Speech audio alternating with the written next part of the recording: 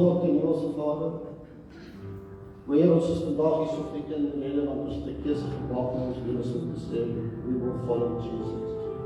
Maar Heer, ons is hier om vandag aan die voetspore te loop en volgens die woord te leer. Jy het gesê, daar wat twee of drie by mekaar kom, daar sal die Heilige Gees wees. Ons is die dankie weer aan die Heilige Gees, want daar saam met ons is. Dat U saam met ons in hierdie diens is, en dat hierdie diens net die Here van U is. Enige voorstaan, enige woord, enige besluit te Here, is vir U. Jy het gesê, as ons U sal oprig, en die mense aantrek. Vandag weer, en lig ons hier terug op die kerk op en sê, as jy die woord van die Here wil is, kom na agter en saam met hom. Here, ons bid vir die seëning oor elke gemeente vandag. Maak die saak van nou en nou, Here, van klein tot groot. Jezelf het gesê, bring die kinders na my toe. Hulle het ook tyd saam met die vrouwen. Bid ons dat die dames en die mense wat die sondeskool doen, die mense wat gegee sal word, vrugtevol sal wees, dat die kinders sal leer oor Here, dat daar wat in groot en ware God is in ons leven. Sê die woord wat vandag gespreek gaan word, maak ons gedagtes op, ons oor wat ons dit kan hoor, dit kan inneem, dit kan verstaan. Ons bid aan die woord, ons weet die woord van jou van die Here, en ons bid dat die seën van die woord daar sal is. Ons bid vir sê om ons pastoorpaar, Here, U ken wat die dinge moet doen, wat U vir hulle plek het, wat U wil Here moet doen. Ons bid dat U sal sien, as wat hulle aanvat, bid dat U sal leiding gee, sal krag gee, vir alle probleme wat we daarmee kom. Sê altyd vir ons, dat ons in die diens moet. Ons bid dat wat ons het verdien, maar jy moet die grote dinge gedaan. In Jesus naam. Amen.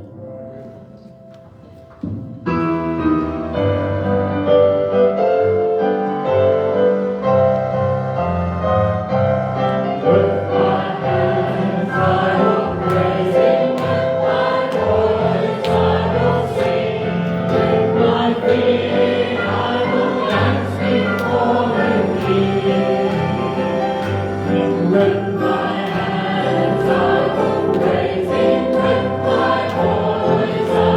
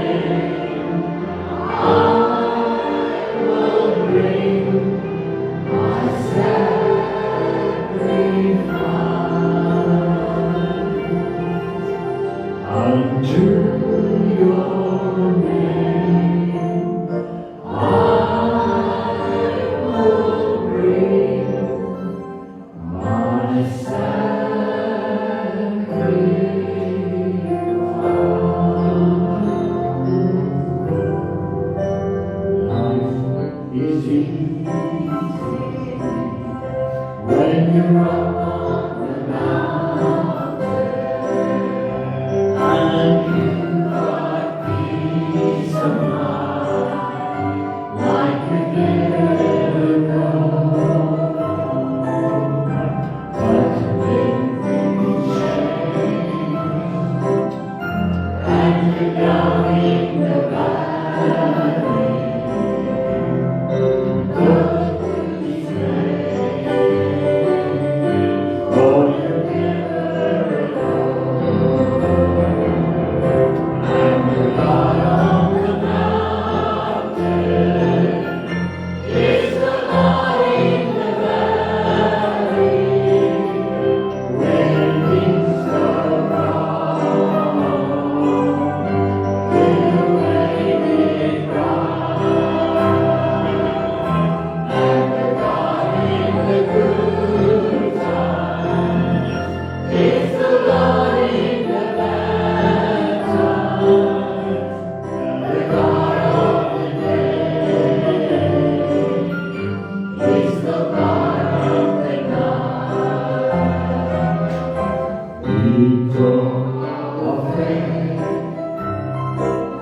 when you're up on the mountain, that door comes easy when life's at its best.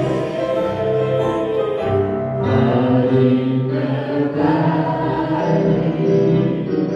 of constant temptation, let's make faith.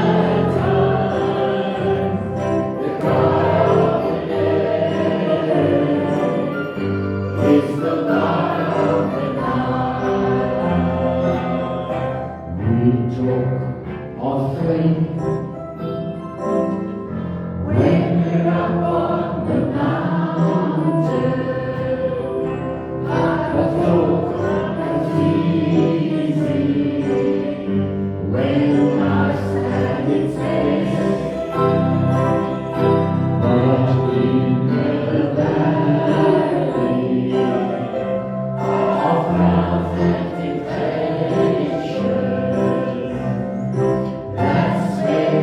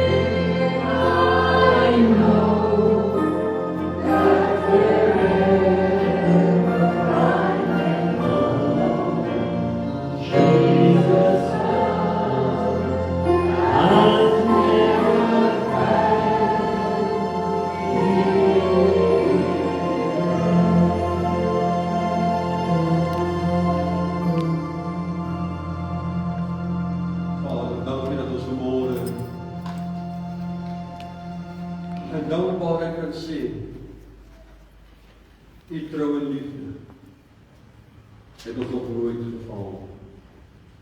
Here, dankie dat ons môre weet, dat U se toevlug genoot. Sterke God, U arm nooit tekort om te help. U dra die Here.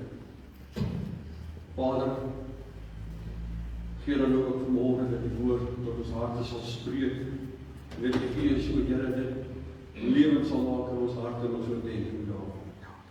Vra ek in Christus naam. Amen. Jy kan die sitplek neem. Sal die kinders geleentheid gee om.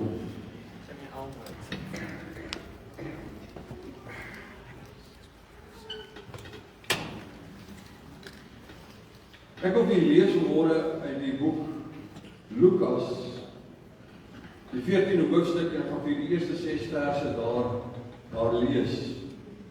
Lukas 14, van vers 1 tot 6.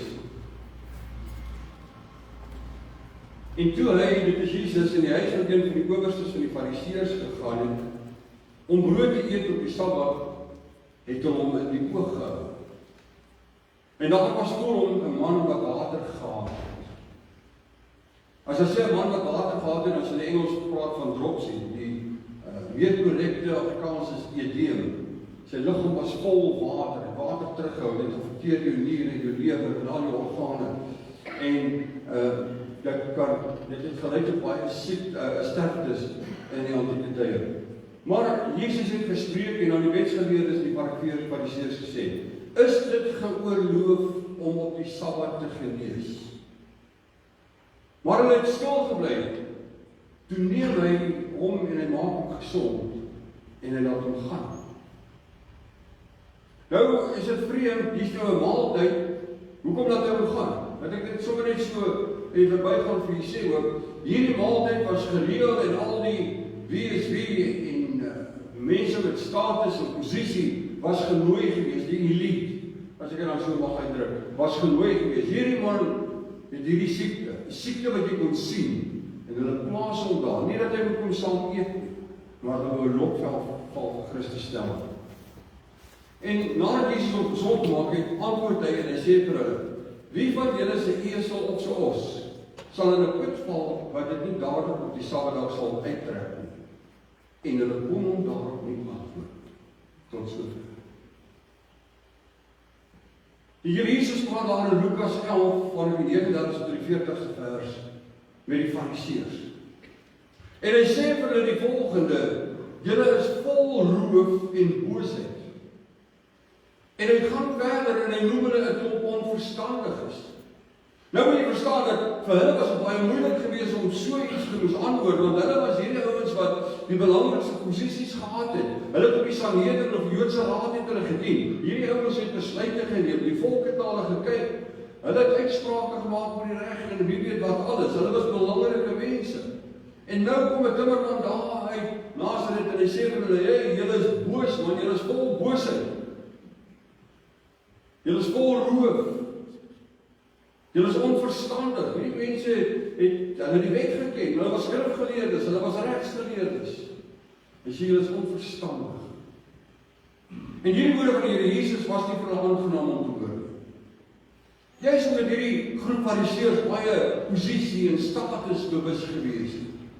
Hulle aansien, hoe die mense hulle gesien het, was hulle baie belangrik gewees. Hulle was godsdienstige leiers.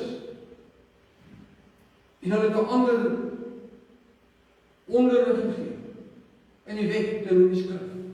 Hulle was leermeesters. Hulle was gerespekteer vir hulle, kom ons sê tussen aanhalingstekens, heilige lewe.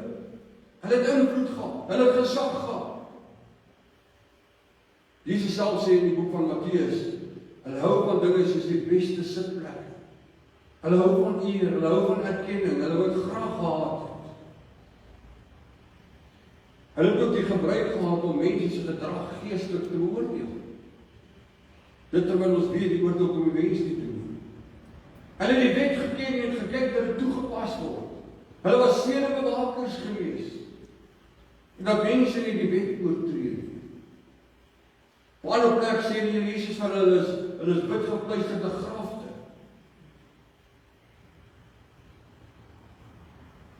Die wet self het het 'n drieënige doel gehad. Die wet, en ons weet Galasiërs sê dit was 'n digmeester na Christus toe, maar op hierdie stadium het die wet 3 ledige doel gehad en die wet moes sonde wys, dit moes vir mense wys waar oortree hulle. En dan moes dit die mense wys min of meer dieselfde, wat is reg en wat is verkeerd. Dit moet hulle 'n lering gee oor die dis reg en dis verkeerd. En daarvolgens kon hulle hulle lewens rig. Die wet moes ook vir mense gewys het waar skiet hulle tekort. Wat is die tekortkominge in hulle lewe? Die wet moes mense by die besef bring dat hulle redding nodig het, maar ook by die besef dat hulle dit nie self kan doen nie. Want onder die wet het hulle 'n hoofpriester nodig gehad wat namens hulle moes geoffer het. Met die Yom Kippur, dis die dag wanneer hulle kom en hulle offer 'n dier om vergifnis te vra vir hulle sonde, dan moes 'n priester vir hulle voorgaan. Hulle kon dit nie self doen nie. En die wet het vir hulle onder daai besef gebring, ek kan dit nie self doen nie. Ek het 'n redder nodig. Ek het iemand nodig wat vir my intree. En dan derdens het die wet op die probleme gewys en Jesus was die antwoord op die probleme of probleme. Jesus het die redding gebring. Die redding het die wet het vir die mense gesê, hier is die oortreding, hier is die probleem. En Jesus kom as 'n antwoord op die probleem en daarom vervul hy die wet. Ons wil vanmôre net oor die wet praat. Nou gebeur dit so dat een van die rabbies, een van die fariseërs, nooi die Here Jesus om by hom te kom eet. Dis die tweede uitnodiging wat Jesus kry om by fariseër te gaan eet. Die eerste keer die fariseër 'n probleem gehad dat Jesus nie eers sy reinigingsritueel deurgegaan het nie. Vir hulle was hande was en al die goeders was belangrik geweest. Hulle het 'n hele reinigingsritueel gehad. En toe sy verwonderd oor Jesus dit nie doen nie. Toe sê Jesus vir hom, julle wil van buite skoon wees, maar wat van binne? Julle het 'n gedaante van godsaligheid, maar wat gaan in die hart? Nou kom hy die tweede keer en hy kry uitnodiging om weer by die fariseërs huis te eet. En hierdie keer bring hulle 'n man wat ernstig siek was en hulle plaas hom op 'n plek waar hy baie duidelik sigbaar was. Jy kon hom nie mis nie, hulle wou gehad het dat Jesus moes hom nie miskyk nie. As hy instap, dan moes hy hom gesien het. Hulle wou hê dat Jesus moet hom sien. Want hulle het ook geweet dat wanneer jy Jesus hom sien, gaan hy iets omtrent die situasie doen. Hy gaan nie die man net so onaangeraak laat nie. En toe Jesus die man sien, het hy geweet. Hierdie ouens kom na hom toe en wil hom 'n stryk stel. Hy het geweet dit is doelbewus gedoen. Nie omdat daai man welkom was by die ete nie, nee, hy was nie deel van hierdie elite nie, hy was nie deel van hierdie groep nie. Hy was daar neergesit met 'n doel. En Jesus vra toe vir hulle. Hy het geweet dis doelbewus. Hy vra toe vir hulle, is dit geoorloof om op die Sabbat te genees? En toe vra hy, wie sal sy donkie, sy esel of sy os wat in 'n put is los tot die Sabbat verby is en dan uithaal of sal hom uithaal terwyl hy in die Sabbat is? En dan spreek hulle het nie vir hom 'n antwoord nie. Sien, Jesus kom hier en hy spreek oor dit wat in hulle harte is. Daar's nie liefde vir 'n medemens nie. Daar's nie genade vir 'n medemens nie. Daar's nie besorgdheid vir 'n medemens nie. Nee, daar is net 'n kwessie van, hulle het nie plek vir die genade nie, hulle wil die wet hier stel, en die wet sê, jy mag op 'n Sabbat werk. Maar terselfdertyd kan hulle nie vir die Here Jesus sê, dat hulle sal nie 'n os of 'n esel, wat in 'n put val op 'n Sabbatdag uithaal nie. Want hulle het geweet hulle sal. Want hulle materiële dinge was vir hulle belangrik geweest. En Jesus spreek hier aan wat hulle harte is. Hy het nie hulle status en hulle posisie en hulle geleerdheid of een van daardie goeders aangespreek nie, want dit was nie die probleem nie. Die probleem was wat in hulle harte geleef het. En ek wil vandag vir julle sê, dit is presies dieselfde met ons as mens. Dit wat in ons hart is die belangrikste. Weet jy, dit was so kosbaar vanmôre, toe ek sit met 'n koppie tee, en sal niks sê oor die tee nie, maar ek drink genoeg op vanmôre tee. En ek sit toe nou daar, en terwyl ek die tee drink, stuur 'n vriend van my Wilko, daar, ek raak hom vir hulle, stuur hy my 'n liedjie, wat praat van die hartstilte. Ek so dink in die boodskap van vanoggend. En toe ek in die kerk kom, is dit mooi stil, en ek sit hier so vir 'n oomblik stil, en die mense kom in, en hulle speel 'n liedjie wat sê, change my heart, O Lord. Besef, Here, dis wat nodig is, ons harte. Jesus spreek hier aan wat hulle harte is. Want jy sien, in die hart is die spreekwoordelik die groeiplek, die kweekplek van motiewe. Mense se gedagtes, hulle waardes. En ek sien ontwikkel hier in die hart. En Jesus spreek dinge aan wat vir hulle belangrik was. Dit wat hulle hart was, eersig, hebsig, hoog, trots. Dis die goedes wat hy aanspreek. Uit hulle optrede is dit baie duidelik dat hulle het nie liefde en genade en vrede en barmhartigheid in hulle harte gehad nie. Hulle het nie nederigheid in hulle harte gehad nie. Hulle het geen opregte bedoeling gehad nie. En dit sien ons uit die stryk wat hulle vir die Here Jesus stel. Jy sien, die waarheid is dit dat wat hulle mense harte is bepaal hoe mense leef. Hoe mense ander behandel. Dit bepaal selfs jou verhouding met God. Hierdie gebeure met die tweede ete wys en bewys dat Jesus, wat Jesus gesê het in Lukas 11 ten opsigte van die boosheid in hulle harte en hulle lewens, is waar. Buite is daar 'n skoon, mooi, vroom beeld. Maar die mooi is nie in die hart nie. Die mooi is net uiterlik van hart. Maar die hart is vol roof en boosheid, sê Jesus. Dat my dink in koning Dawid dan op Psalm 139, hy sê, Here, deurgrond my o God en ken my hart. Ek dink dit is 'n ernstige versoek wat hy tot God rig. Jy sien nie alleen wanneer jou hart suiwer is, wanneer jou hart skoon is, jou motiewe eerbaar is, daar nederigheid in jou hart is, en jou hart is reg voor die Here, daar's liefde, daar's barmhartigheid, en al daardie dinge, dan kan jy kom en sê, Here, deurgrond my o God en ken my hart. Dan is jy nie bang dat die Here jou hart ken, en die Here ken in elk geval jou hart, maar dan is jy nie bang daarvoor nie. Maar wanneer jy weet in jou hart is daar goeders wat nie daar moet wees nie, dan raak jy bekommerd. Hoorie so, ek wil nie daaraan dink nie, want dis die Here moet sien wat in my hart is. Maar Christus sien wat is in hierdie fariseërs se harte.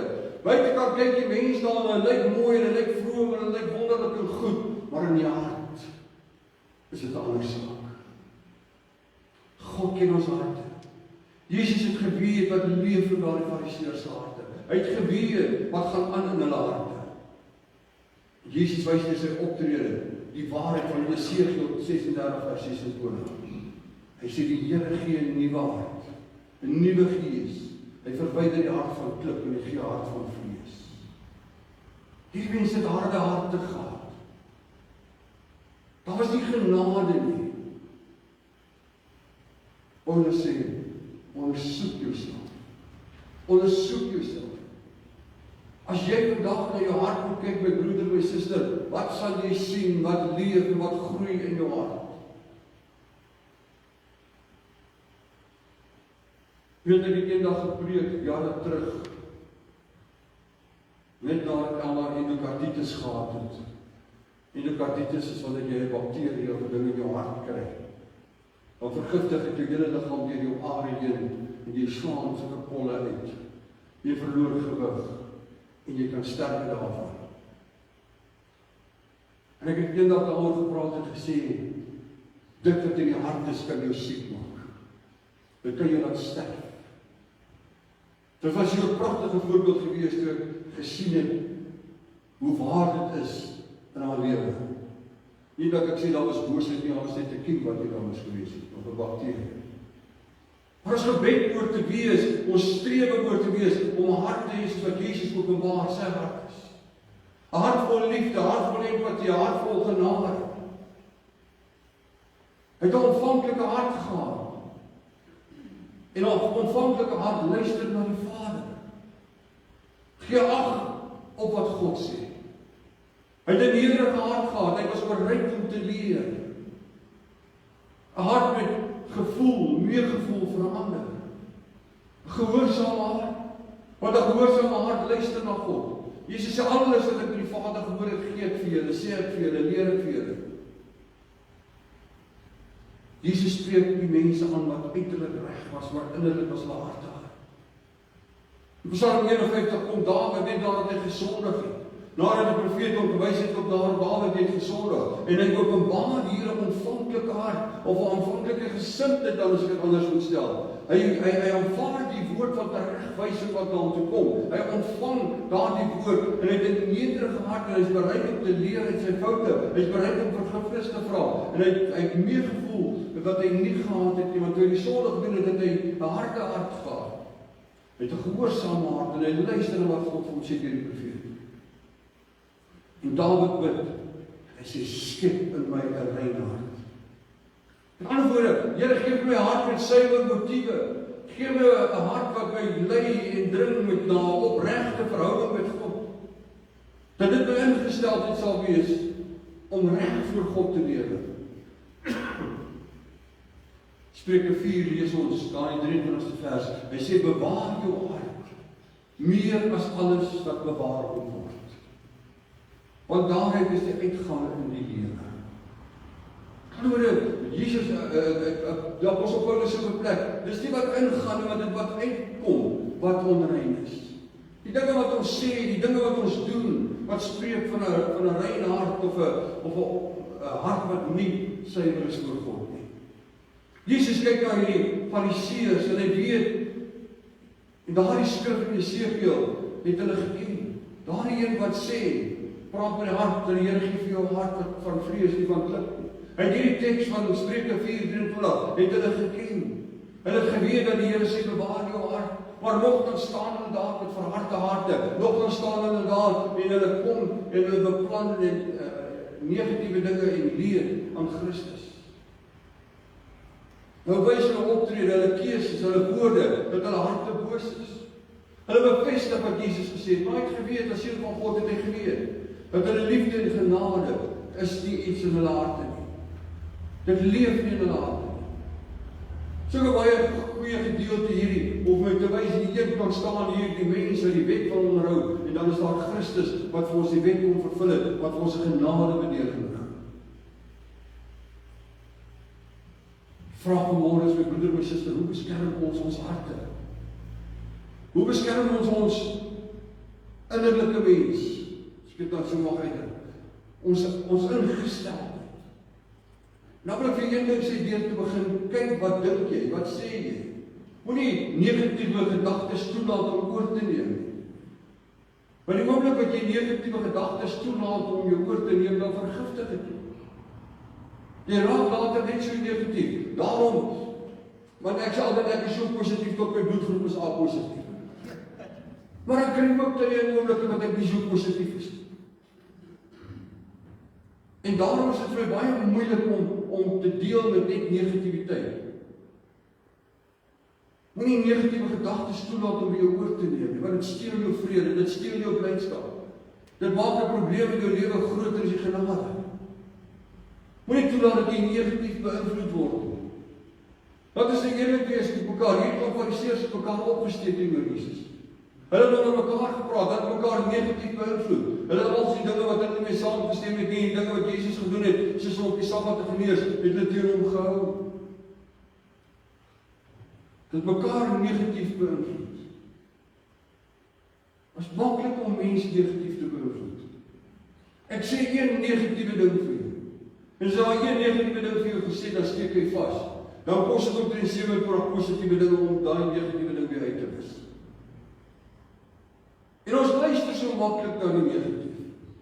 Ek het al eendag gesit op wonder oor hierdie saak van hoekom glo mense so maklik is kinders of 'n leen. Hulle glo dit baie makliker as wat hulle die waarheid glo.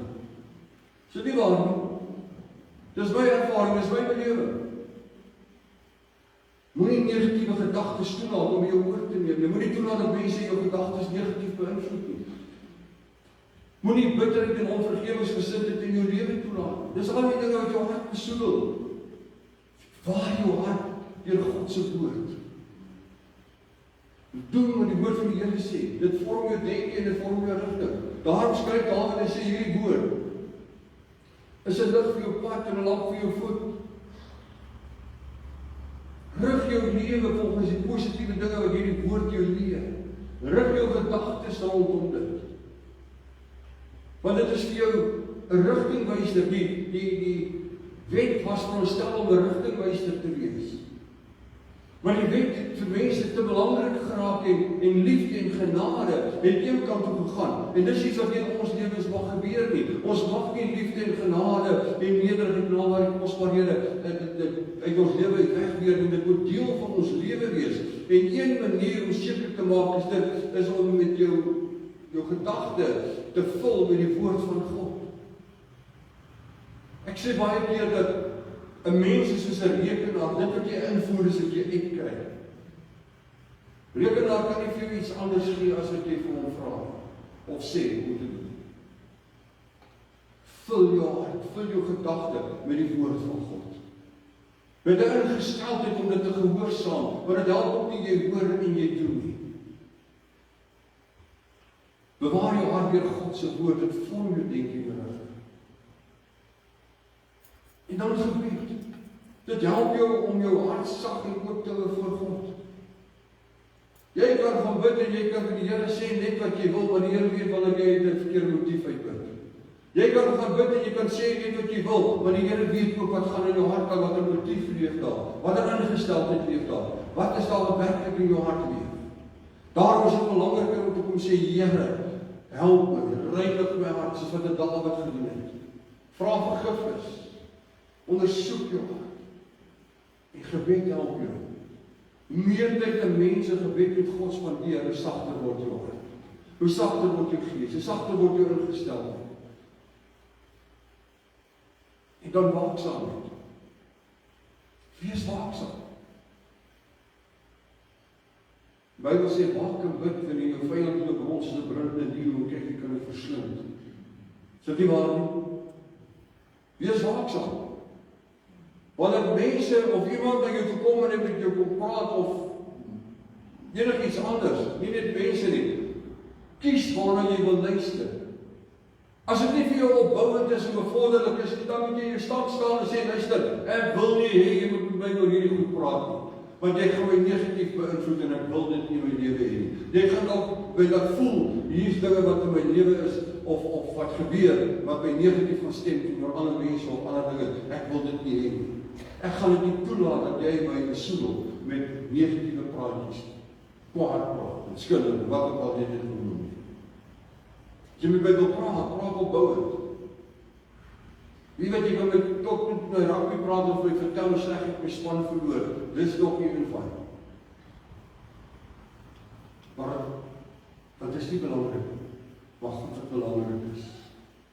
Dit moet jy kies waar jy luister. Hierdie Fariseërs het die woord geken, maar hulle het God nie geken.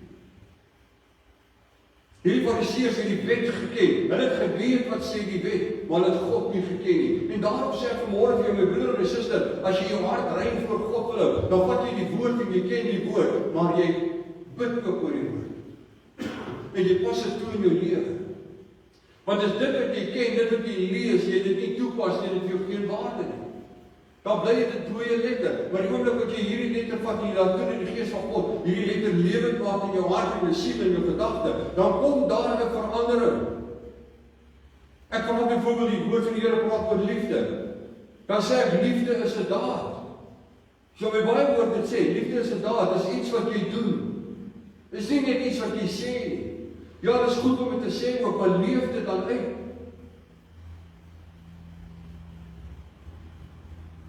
Hierdie Fariseërs het die woord geken, maar hulle het nie die God van die woord geken.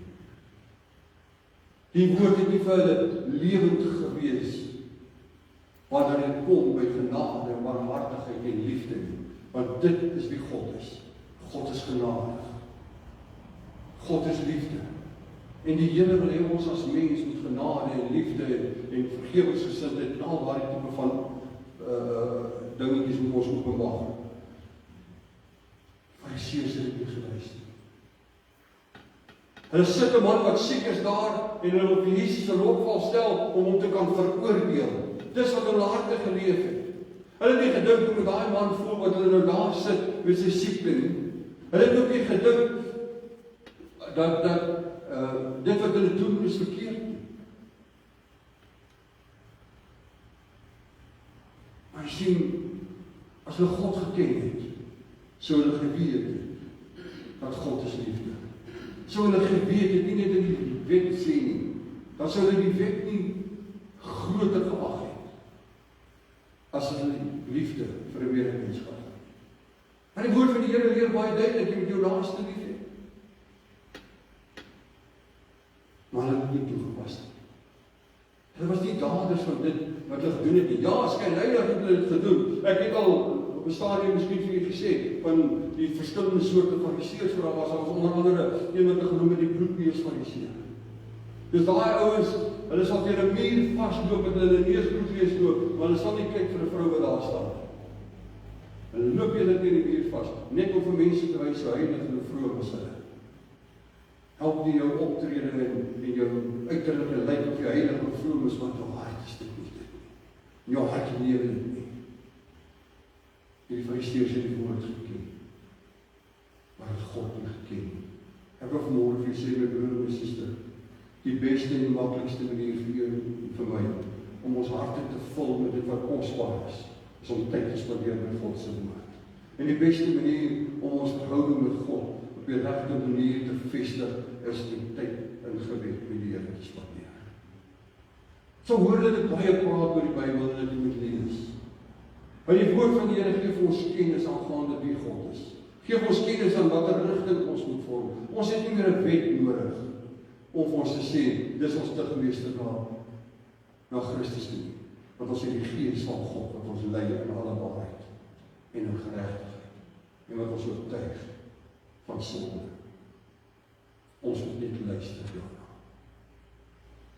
Hierdie fariseërs gee vir 'n goeie voorbeeld van dit wat dalk vir die mens belangrik mag wees, maar wat nie vir God belangrik is. Vir God is die mens belangrik. Vir God is dit nie hoe ons lyk wat die belangrikste is. Dis wat in ons leef wat belangrik is.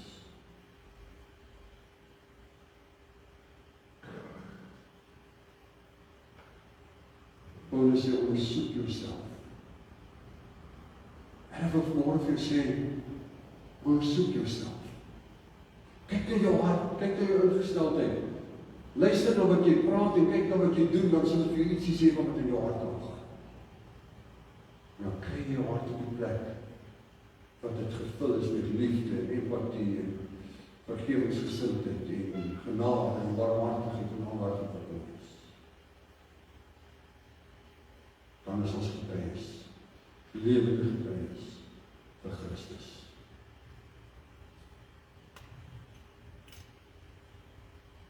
Baie Christene, of dit alles is, daar baie mense lees ons as Christene, se lewens meer soos wat Bybels is. En as ons lewens lees, dan moet hulle daarin vind wat in God se woord is. Dan moet hulle sien, daar is liefde, daar's genade, daar's barmhartigheid, hierdie goed is wat die woord van die Here vir ons leer, ons moet wees. Nou wil ek vanmôre vra as my broer en my suster, kom ons maak 'n besluit, dat dit sal wees wat ons in ons hart toelaat. Dat dit sal wees wat ons wil hê moet groei in ons hart en groot word. En dat ons nie bitterheid enige groei plek gee en ontevredenheid en wat ook al, want dit vergiftig, dit vernietig. Kom ons bid saam.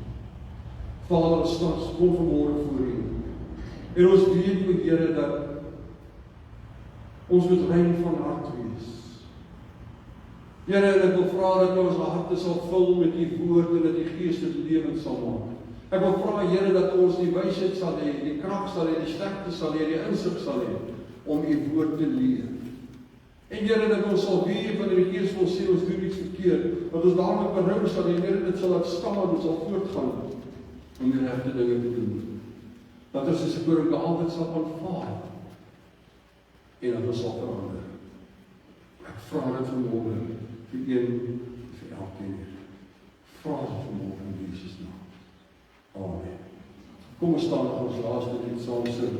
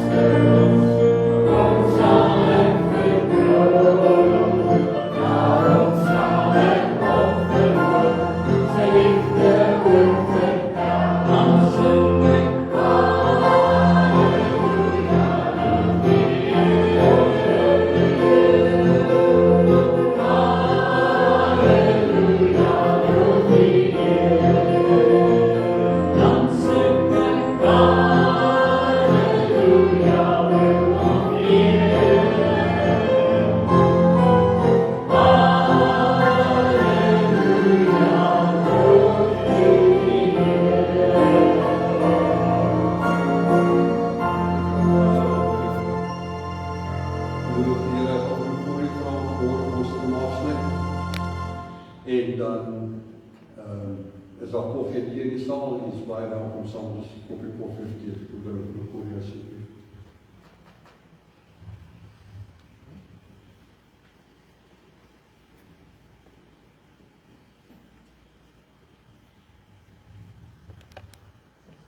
Ons Hemelse Vader, dankie vir die genade, dankie vir die kosbare liefde. Dankie vir die kruis van ons Here Jesus Christus, waar U vir ons lewe gegee het. Dankie vir ons vir die woord. Here, leer ons dat ons wel gekleed sal wees met liefde in die woord ons leer, maar dat ons vol sal wees van die woord van God. Maar dat U net sal spreek nie, maar dat ons sal lewe. Want dit lewe is die evangelie van die evangelie. Want ons sal lewe soos U ons geleer het. Here, dankie vir die liefde, dankie vir die genade en die woordigheid. Want dat dit die saal sal wees en die begeerlik vir ons voorlei. Want die uit mekaar gaan, maar net elke een van ons sal weet. Die liefde en genade ons sal weer daaraan op die bestemde tyd. Want die liefde in mekaar sal bring tot eer van die heilige naam. Vader, vergeef ons sonde. Ons kan nie vra omdat ons verdien, maar